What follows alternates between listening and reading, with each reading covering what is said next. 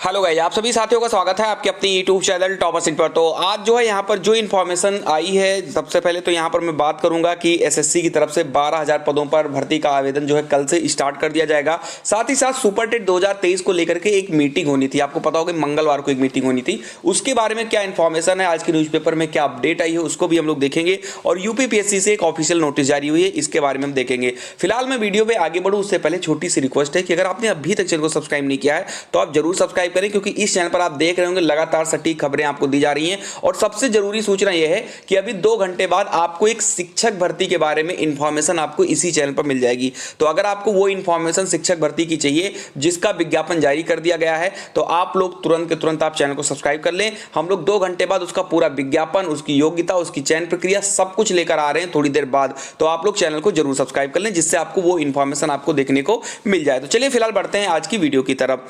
चलिए सबसे पहले यहां पर हम बात करते हैं एमटीएस परीक्षा को लेकर के। तो यहां पर 2023 14 जून को इसका विज्ञापन जारी होना था, लेकिन किसी कारणवश 14 जून को इसका विज्ञापन जारी नहीं हो पाया इस भर्ती का। और अब इसका विज्ञापन 30 जून को जो है जारी किया जाएगा, यानी आवेदन भी 30 जून से ही स्टार्ट कर दिया जाएगा। कर्मचारी चयन आयोग की ओर से मल्टीटास्किंग स्टाफ और हवलदार central bureau of indirect taxes and customs और सेंट्रल ब्यूरो ऑफ नारकोटिक्स परीक्षा 2023 के लिए आवेदन 30 जून से शुरू होंगे। आयोग की ओर से इस बारे में बुधवार को सूचना जारी कर दी गई है। इसके पहले भर्ती के लिए 14 जून से ऑनलाइन आवेदन शुरू होना था, लेकिन तकनीकी दिक्कतों के कारण आवेदन प्रक्रिया शुरू नहीं हो पाई थी। यानी कि अब यह आवेदन आपका कल से जो है स्टार्ट हो जाएगा। इसको लेकर के जो ऑफिशियल नोटिस है वो आप यहाँ पर देख सकते हैं। यहाँ पर लिखा है कि candidates are inform that the notice of multitasking staff and Havaldar examination 2023 which was tentatively scheduled to be published on 14 June 2023 is now rescheduled to be published on 30 June. देखो आपको मैं बता दूं कि अगर आप लोगों ने टेलीग्राम ग्रुप ज्वाइन नहीं किया तो ज्वाइन कर लो, क्योंकि वहां पर मैं ऐसी ऑफिशियल जो भी नोटिस होती है उसको मैं वहीं पर डाल देता हूं। तो आप लोग टेलीग्राम ग्रुप को भी जरूर ज्वाइन कर लो, लिंक मैंने डिस्क्रिप्शन बॉक्स में दे दी है। चलिए आगे बढ़ते हैं। अब बात करते हैं हम लोग अपनी अगली इंफॉर्मेशन, जो कि आपके सुपर टेट को लेकर के है। सुपर टेट 2023 को यह कहा गया था क्योंकि एक 15 सूत्रीय जो है यहाँ पर प्रस्तावों पर जो है यहाँ पर बैठक होनी थी, उस पर जो है मीटिंग होनी थी मंगलवार को। और मंगलवार को जो मीटिंग हुई उसमें क्या निर्णय लिया गया उसके बारे में यहाँ पर देखते हैं। उसमें यह भी शामिल किया गया था पॉइंट नंबर 9 पर कि जो यहाँ पर शिक्षकों की जो भर्ती है उत्तर प्रदेश में उसको करने पर भी विचार किया जाएगा, नए आयोग पर भी विचार किया जाएगा। बट ऐसा कुछ उस मीटिंग में हुआ नहीं, कुछ भी नहीं हुआ। ना तो शिक्षक भर्ती का कोई नाम लिया गया, ना ही नए शिक्षा आयोग का कोई बात की गई। जो डर फिलहाल सभी को था, क्योंकि अब उत्तर प्रदेश में शिक्षक भर्ती जैसे लग रहा है कि अब आएगी ही नहीं। इतना ज़्यादा परेशान कर चुके हैं यहाँ के शिक्षा मंत्री, यहाँ के मुख्यमंत्री, और जितने भी छात्र हैं वो बहुत ही ज़्यादा परेशान हैं। इतना ज़्यादा परेशान है कि अब वो अदर स्टेट में फॉर्म भरने के लिए मजबूर हो चुके हैं। अपना घर छोड़कर दूसरे राज्य में जाकर वो अपनी परीक्षा देने जा रहे हैं। लेकिन उत्तर प्रदेश में इतनी भर्तियां, तकरीबन 1.5 लाख पदों पर भर्ती हो सकती है अगर वो विज्ञापन निकाले तो, लेकिन कहीं भी उनके कान में जूं तक नहीं रोक रही है। यहां तक कि वो बात भी नहीं करना चाहते हैं शिक्षक भर्ती को लेकर के। फिलहाल यहां पर देखिए लिखा भी है कि भर्ती व आयोग पर निर्णय नहीं, रोष। मंगलवार को हुई कैबिनेट बैठक में शिक्षक भर्ती एवं नए शिक्षा आयोग के गठन पर निर्णय न होने पर युवाओं ने नाराजगी जताई है। युवा मंच संयोजक राजेश सचान ने छात्रों से संवाद के दौरान कहा कि परिषदीय विद्यालयों में आरटी मानकों के अनुसार शिक्षकों के तकरीबन 1.5 लाख पद खाली हैं। सोनभद्र, बलरामपुर, बहराइच जैसे जिलों में 50% से ज्यादा पद रिक्त हैं। वहीं नए शिक्षा आयोग के गठन न होने से चयन प्रक्रिया ठप है। जिन भर्तियों के प्रस्ताव हैं उन्हें आउटसोर्सिंग अथवा संविदा से किया जा रहा है।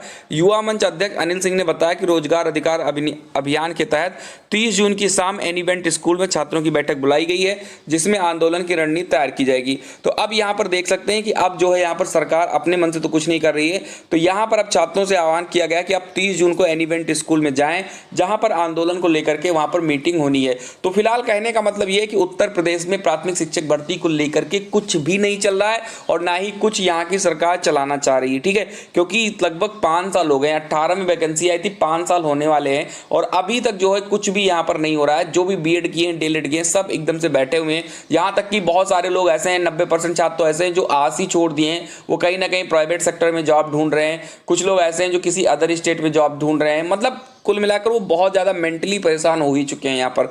चलिए आगे की तरफ हम बढ़ते हैं।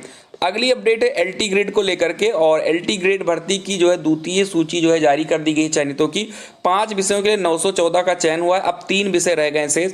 उत्तर प्रदेश लोक सेवा आयोग ने बुधवार को राजकीय इंटर कॉलेजों में सहायक अध्यापक भर्ती के चयनितों की द्वितीय सूची जारी कर दी है। 5 विषयों में रिक्त 946 पदों के लिए 914 का चयन किया गया है। आयोग की ओर से 15 विषयों में सहायक अध्यापक के 10,768 पदों के लिए 2018 में भर्ती प्रक्रिया शुरू की गई थी। इनमें पुरुषों के 5,364, महिलाओं के 5,404 पद शामिल हैं। 2019 से 2020 के बीच विषयवार परिणाम घोषित किए गए थे, लेकिन इनमें से बड़ी संख्या में सफल अभ्यर्थी डॉक्यूमेंट वेरिफिकेशन के लिए नहीं आए। ऐसे में हर विषय में बड़ी संख्या में पद जो है यहाँ पर खाली रह गए। आवेदन करने वाले अन्य अभ्यर्थियों ने रिक्त हुए पदों पर अन्य श्रेष्ठता सूची के आधार पर भर्ती करने की मांग की। उन्होंने इसके लिए आंदोलन भी चलाया। इसी क्रम में आयोग ने द्वितीय सूची जारी करने की घोषणा की। इस बाबत पूर्व में चयनित अभ्यर्थियों से प्रार्थना पत्र लिया गया कि वे ज्वाइन नहीं करेंगे। इस आधार पर आयोग ने 7 विषयों के रिक्त पदों के सापेक्ष चयनितों की द्वितीय सूची पिछले वर्ष ही जारी कर दी थी। शेष 8 विषयों की द्वितीय सूची भी जुलाई 2022 में जारी करने की घोषणा की गई थी। इसी क्रम में आयोग की ओर से जीव विज्ञान, सामाजिक विज्ञान, हिंदी, कला और अंग्रेजी विषय के रिक्त 946 पदों के सापेक्ष 914 चयनितों की द्वितीय सूची बुधवार को जारी कर दी है। यानी कई बार द्वितीय सूची यहाँ पर जारी हुई है और छात्रों को यहाँ पर चयन होने में जो है मौका मिला है। तो ये काफी इंपॉर्टेंट अपडेट। अब 3 विषय शेष रह गए हैं, इसकी भी जो है द्वितीय सूची जल्द आपको देखने को मिल जाएगी। चलिए आगे बात करते हैं। यूपीपीएससी ओटीआर को लेकर के एक ऑफिशियल नोटिस यहां पर जारी की गई, आप इसको देख सकते हैं। लिखा है, उत्तर प्रदेश लोक सेवा आयोग द्वारा अभ्यर्थियों के व्यापक हित में चयन है तो आवेदन करने की प्रक्रिया को सुविधाजनक, सरल, सुगम बनाने के उद्देश्य से एकल अवसरीय पंजीकरण यानी ओटीआर की सुविधा प्रदान की गई है। वर्तमान में एकल अवसरीय पंजीकरण प्रक्रिया आयोग की वेबसाइट पर यथास्थान क्लिक करके वांछित सूचनाएं भरकर पूर्ण की जा सकती हैं। तो अगर आप लोग यूपीपीएससी में आवेदन करते हैं और आपने अभी तक ओटीआर नहीं किया है तो आप लोग जाकर ओटीआर कर सकते हैं। ओटीआर शुरू हो चुका है और बिना ओटीआर आपका कोई काम होगा नहीं। एक बार जाकर जो भी जरूरी सूचनाएं हैं, इंफॉर्मेशन है, उसको आप वहां पर डाल दीजिए जिससे आपको आगे कोई दिक्कत ना हो। यहां पर लिखा भी ये इंपॉर्टेंट है, एक बार ओटीआर पंजीकरण हो जाने के बाद उसमें अधिकतम 3 बार पुनः संशोधन किया जा सकता है। ओटीआर प्रक्रिया अविलंब पूर्ण कर अभ्यर्थियों को ओटीआर पंजीकरण संख्या प्राप्त करना अनिवार्य है, अन्यथा आवेदन न कर पाने की स्थिति में अभ्यर्थी स्वतः जिम्मेदार होगा। वर्तमान में समस्त ऑनलाइन आवेदन है तो ओटीआर व्यवस्था अनिवार्य रूप से लागू है।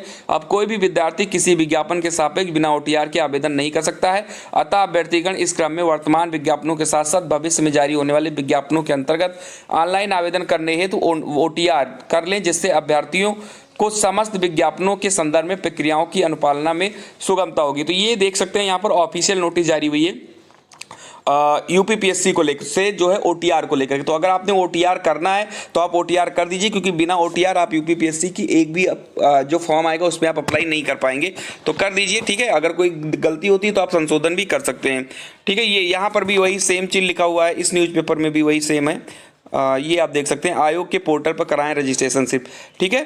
चलिए, तो ये फिलहाल कुछ इन्फॉर्मेशन थी जो आज की वीडियो में इंपॉर्टेंट थी। बाकी अभी थोड़ी देर बाद आपको एक शिक्षक भर्ती जिसका विज्ञापन जारी हो गया है उसके बारे में पूरी इन्फॉर्मेशन लाऊंगा, ठीक है।